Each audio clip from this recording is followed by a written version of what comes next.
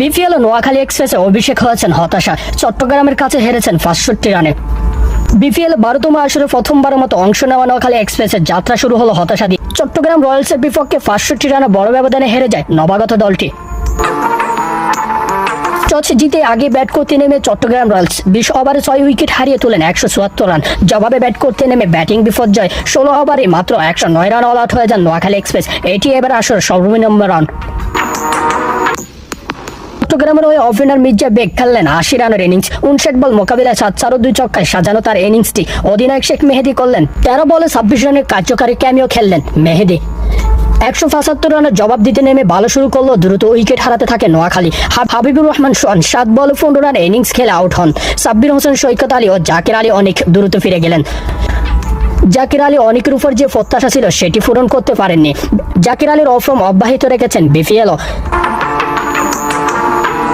আলী ২৪ বলে ২৮ রান করলে ইনিংস বড় করতে পারেনি আর কেউ। শেষ দিকে ব্যাটিং দোষ নামলে ১৯ বল বাকি থাকতে অল আউট হয়ে যায় নোয়াখালী এক্সপ্রেস। সবশেষে দল হিসেবে আবার বিপিএলে যুক্ত হলো অল্প সময়ে শক্তিশালী স্কোয়াড গড়ে তুলেছিলেন নোয়াখালী এক্সপ্রেস। তবে অভিষেক ম্যাচে সেই শক্তির প্রতিফল দেখা যায়নি কোনো এক অজানা কারণে।